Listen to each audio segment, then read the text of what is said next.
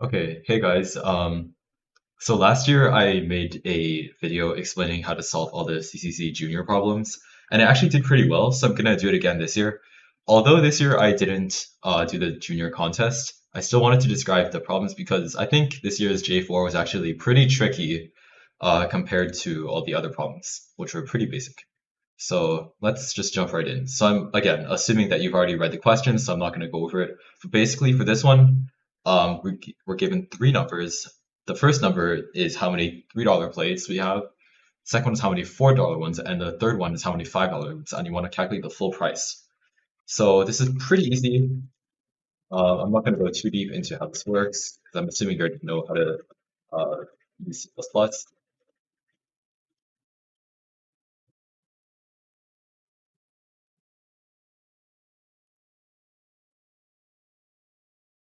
And just like that, it should pass. I'm not going to test it because, it's J1. And there we go, accepted. So let's move on to J2. J2 is a bit trickier, and I think the main reason why it was slightly trickier this year is because they don't actually tell you how many lines of input there are going to be. But for this one, it's still pretty simple. We can just implement this intuitively. So the first number is D, which is the starting size. So let's just put it here. And then the remaining lines of input have positive integers, which are the sizes of the yobis in order. And we know that if Dusa encounters a yobi that is the same size as itself or larger, then Dusa runs away. So um, basically, let's just first get his initial size.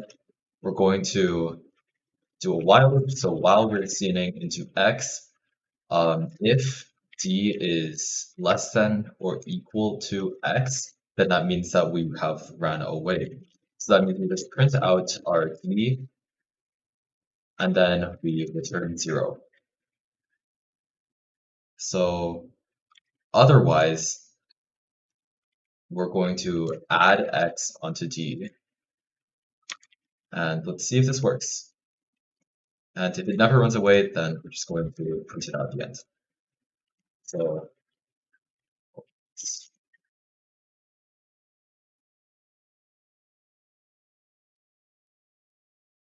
let's try the first input, and we get 19. That's correct. Second input, and we get 10, which is still correct. So let's just submit this, and there we go, accepted. So now we move on to the slightly trickier problems. J3. So for this one, we're given a list of numbers, and we want to find the third biggest number and how many people achieved this score. So again, there's a variety of ways to do this. You can do it with like sorting and stuff. I'm just gonna do the simplest way that I know. Although it's not the fastest, it uses the least amount of lines. So first uh, n, and then we're going to have a set of integers.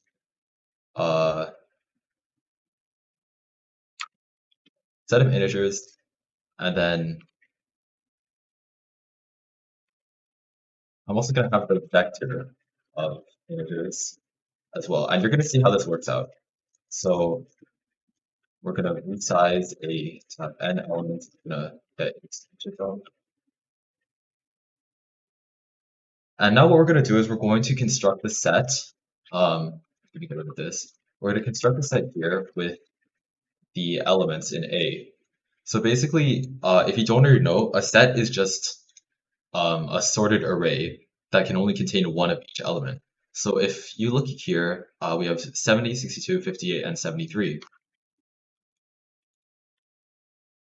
So if we were to make a set of this, our set would contain 58, 62, 70, and 73. So why does this help us? Well, since it's sorted, we can just have a pointer that's set to the last element, and then decrement it a couple of times, and then we reach a third element, and then we just count how many times this element occurs in the original array. So our original array here is 70, 62, 58, and 73. And we know that 62 occurs only one time, so we're going to print 62 and 1.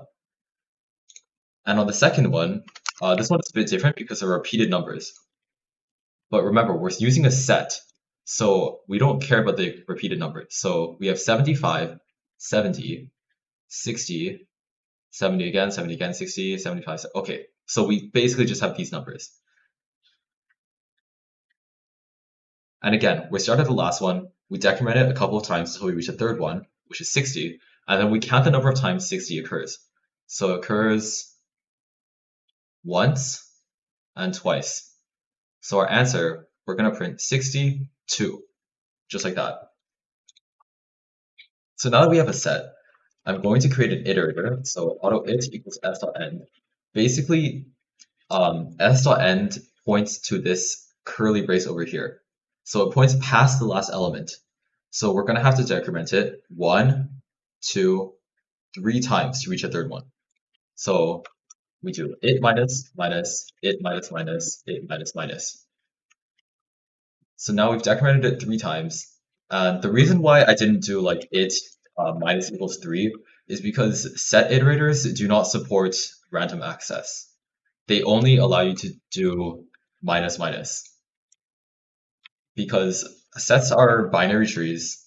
This is information that you don't really need to know. But sets are binary trees and they only let you move through the elements one by one. So you can't do random access. So now that we've gotten our answer. So we're first going to print that out. And then we need to find the number of times that this answer occurs in our original array. And then we're just going to print count a.begin, a.end, and pointer to dereference it with a new line. So let's see if this works.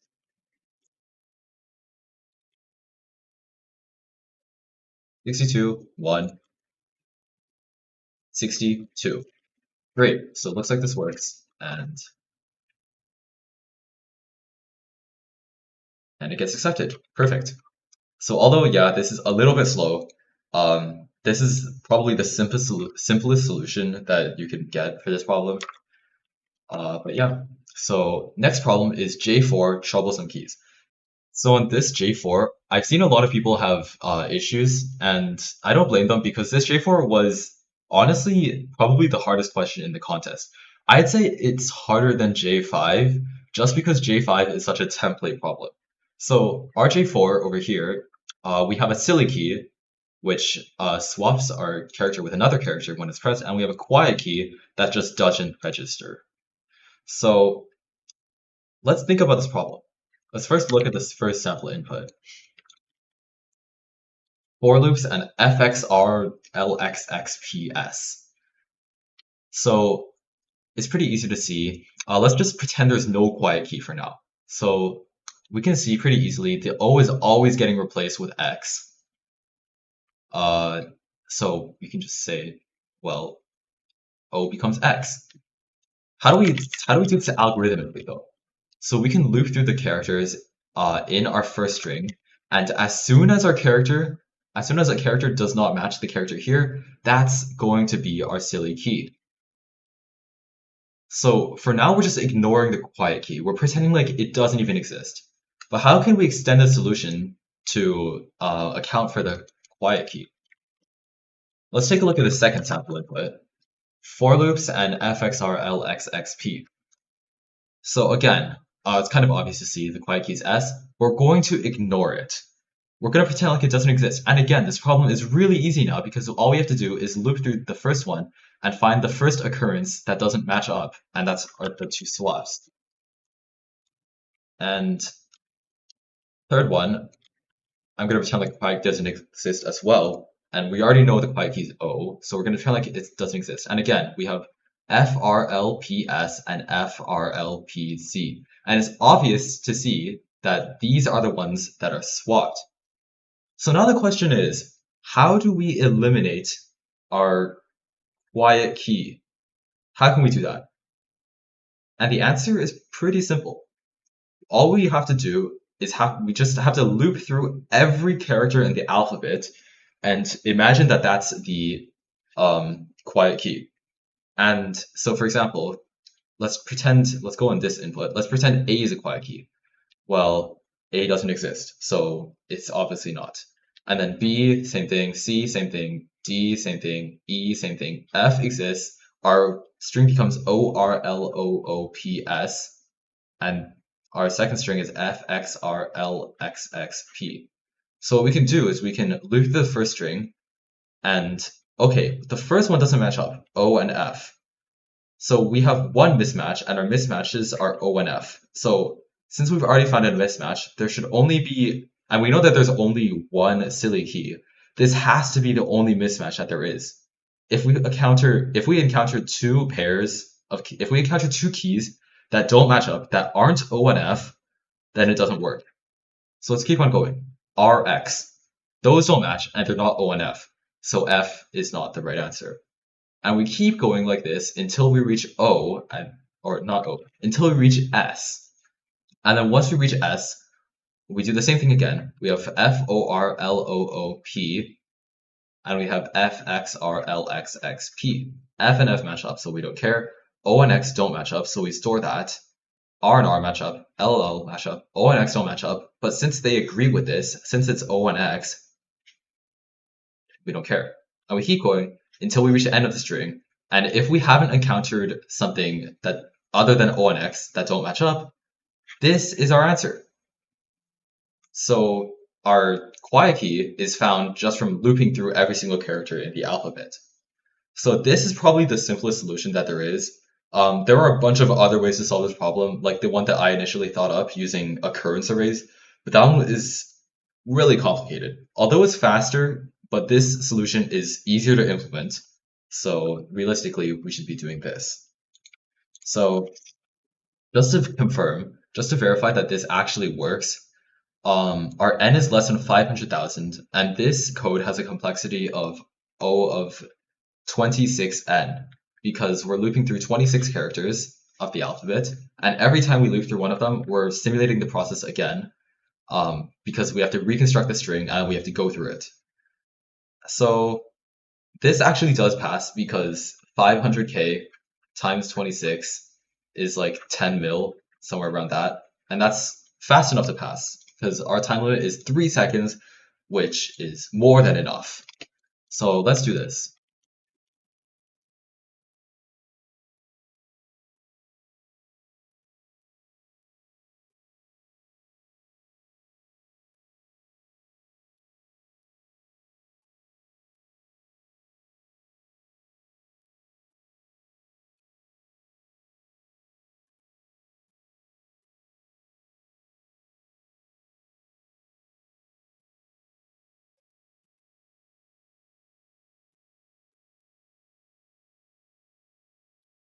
So first we have to check to see if they're actually the same size. And if they are, there is no quiet key, so we're just going to do the process that I described over here. So we're just going to go through the characters until we find a mismatch, and that's going to be the two keys. So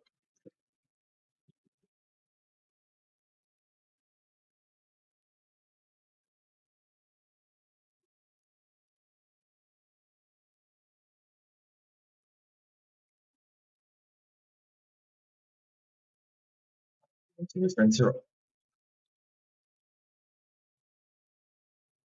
So now we're going to make a copy of A, but without the character C. So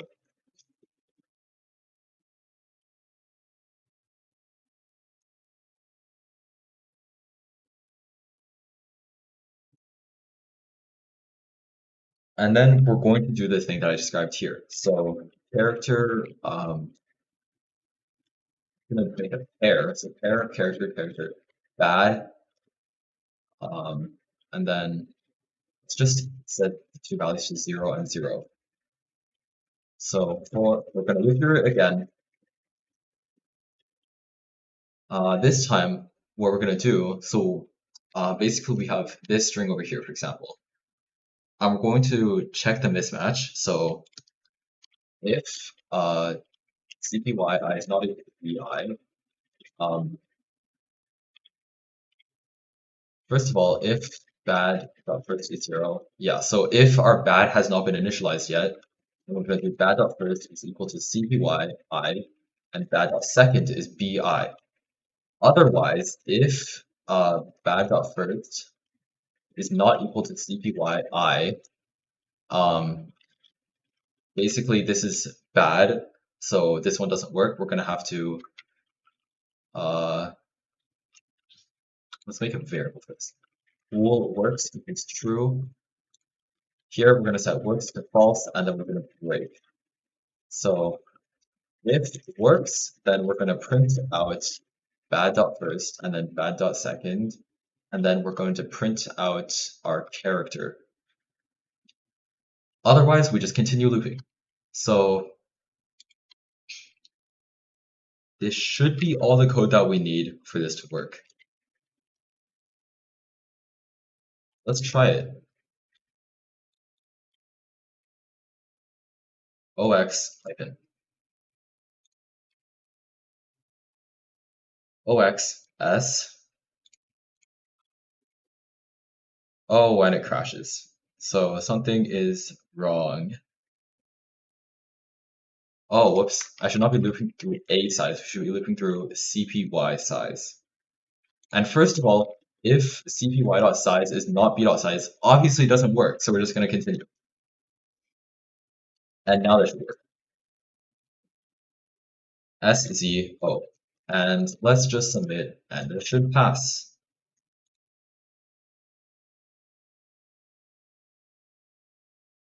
And as you can see, we get accepted, and it runs pretty well. It is a bit slow compared to the solution with maps that I implemented previously.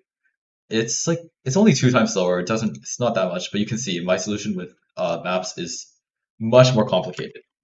So let's move on to J5 now. The idea behind J5 is that we have this grid and we have hay bales that we cannot cross. And we have our farmer in a certain place and we want to see what's the value of pumpkins that we can collect.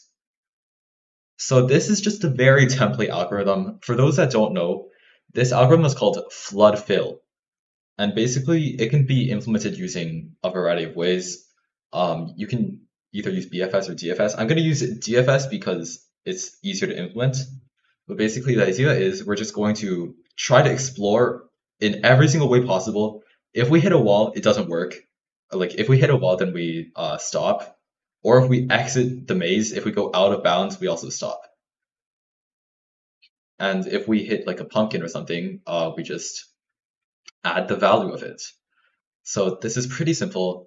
Let's just, I'm not even gonna draw anything. I mean, I could if necessary, but I don't think there's anything really necessary to explain about this.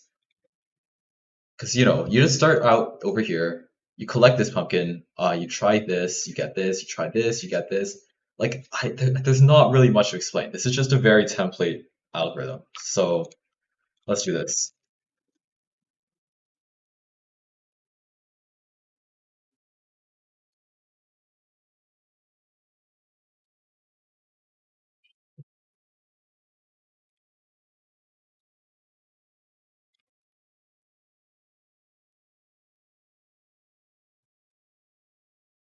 I'm going to use a vector of strings because it's easier for me to get input this way. And a string, remember, a string is literally just a vector of characters.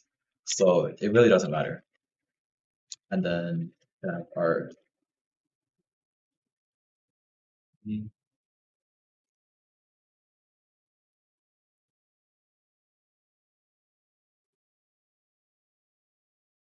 this, then get each of these, x, y, get these. And now let's write our DFS function. First of all, though, we also need an answer variable to store our answer. DFS and int y. So inside DFS, we're first going to check our boundary. So if x is less than 0 or x is greater than n, so if we're out of bounds or our a of x, y is equal to star, because star is our hay bales, then we return because there's no point exploring. It's not a valid place for us to be in. Other than that, so first of all, Small is 1, medium is 5, and large is 10. So